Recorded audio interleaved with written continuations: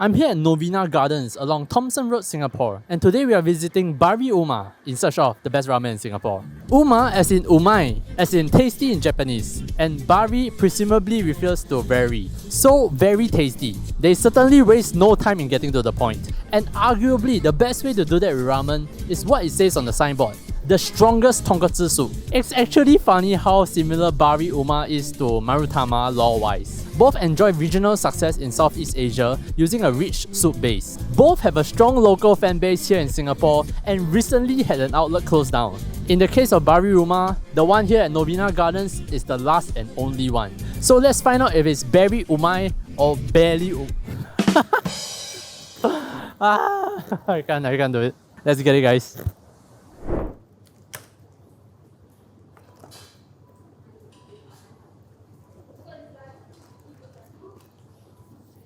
So of course we're gonna get their tonkatsu, which they call Ajitama Uma. It kind of irks me that their BariUma, the name of their store, is not the dish that has the biggest real estate, but is instead the version without the egg. I wanted to come to BariUma to eat the BariUma, but whatever lah. And also I also want to try their Tori Paitan, but maybe we make it spicy. Can I have one Ajitama Uma? But do you have promotion? Oh, it's fine. I want this one. Fine, Yeah, this one. yeah. Okay. Thank you. Thank you. Yeah.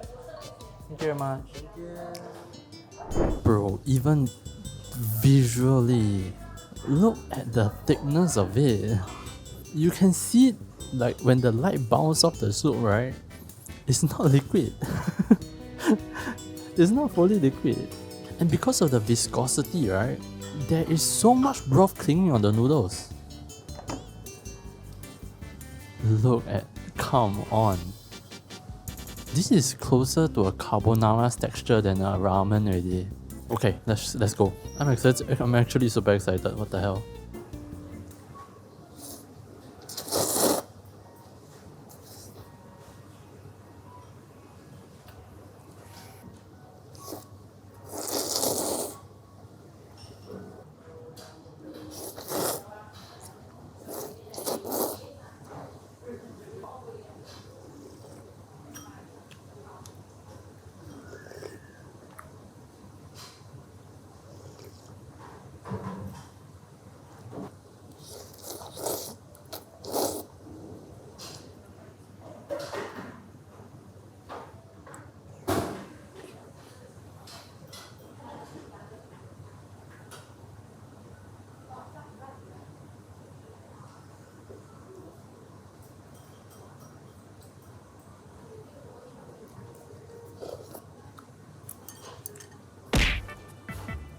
What a broth.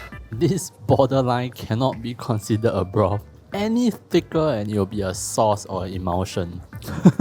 The flavor is so thick, rich and satisfying. But more than just that, it is how it clings onto the noodles. Because of how heavy and fatty it is, right? Every slurp of noodles is paired with the optimal amount of broth. You do have to chase the slurp of noodle with some broth in order to make it balance. And that combined with the noodles, which I kind of want to say is low hydration noodles. Because although it's not very thick, it is very heavy when I pick it up with the chopsticks, which seem to suggest that it's able to absorb in a lot of the broth. But yeah, the noodles and the broth go so well together. It's really as advertised, the strongest tonkatsu soup. I cannot believe I'm saying this. It has not enough salt. This is the first time in the series that I'm wishing for more saltiness, and I suspect it's because of how thick and rich the broth is. Like because it's so fatty, right? It pushes more headroom for the saltiness to go, for more saltiness to sit. Saltiness will be more obvious in a clear soup than it is in a creamy soup. And this is the creamiest soup. This extends to the ramen egg and the char siu as well. I feel like them being in this bowl, their marination can be way harsher. Earlier on in the Ramen Ya episode, I said something like, at the amber light, you don't know whether you should, step on the brake or accelerate. I'm convinced now that the correct answer is to accelerate. When it comes to tonkatsu, hit harder, faster, stronger. Okay, on to the next one. Thank you. Thank you very much. Next, we have their Tori Karatama Uma, which is their chicken-based broth but made the spicy version. And the first impression is like, bro, what am I looking at, bro? Even mala doesn't use this much oil. Anyway, maybe it'll make sense. Let's try it.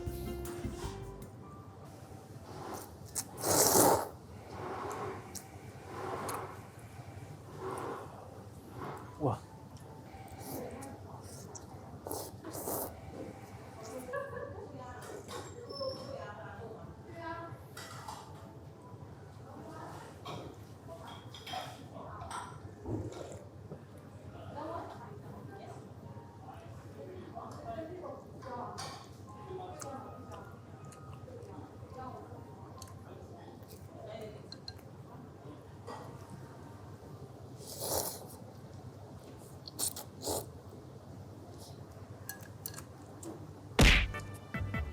The oil does make it very fragrant.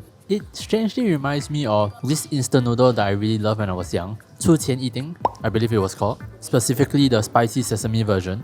I believe this oil has a mixture of sesame oil in it. It makes the noodles very tasty and fragrant. When you pick the noodles up, it's bound to catch that fragrant oil. And it does add flavor to it. But there is too much oil. This affects it in several ways. One, I cannot taste the soup. When my spoon goes down to get some soup, when it comes back up, right, like 40% of the spoon is oil. Not only do I not taste the soup, but the texture of just so much oil in your mouth, right, even for a mala lover like me, right, is way too much. And this also makes every mouthful, be it the noodles or the soup, right, very spicy. I consider myself an average spicy eater. I either order 中辣 or 大辣 at 麻辣香锅, depending on the stall. But even then, this is a little too spicy for me to appreciate. Obviously, spiciness is a personal preference thing, so I wouldn't mark it too much as a miss. But I think this might be too spicy for the general population. But that is whatever, the main thing is the oil. It's such a barrier from me experiencing the noodles. Cause when I scoop up the noodles, it will catch the oil. When I drink the soup, it will catch the oil. Oh, also the chicken char siu. I like this concept. I think Marutama should have done this. But the chicken char siu lacks a little bit of care. Only one side is like this here. The other side is fully white. You all know this from the steak series. More brown compounds means more flavor. I'm very confident the chicken will be better if it's seared both sides. I actually cannot finish this. There may be someone out there that will really like this, but my guess is that there is 1 out of 80 of you.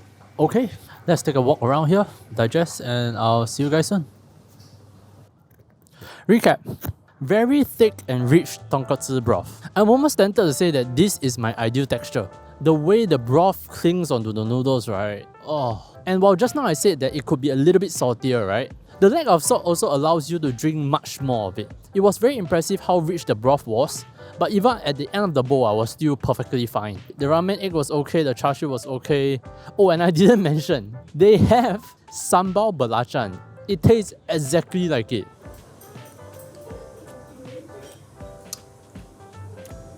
Sambal belacan? Huh? Sambal belacan? What is this sambal belacan?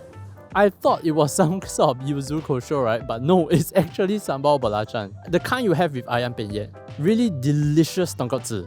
And then the oily ramen. There was so much oil. I swear there's like half a cm worth of oil in terms of height. And the bowl was 24 cm diameter. So 12 cm radius. Pi r square times height, right? So somebody calculate the volume. That's how much? 1/3 cup of oil. A bit like, huh?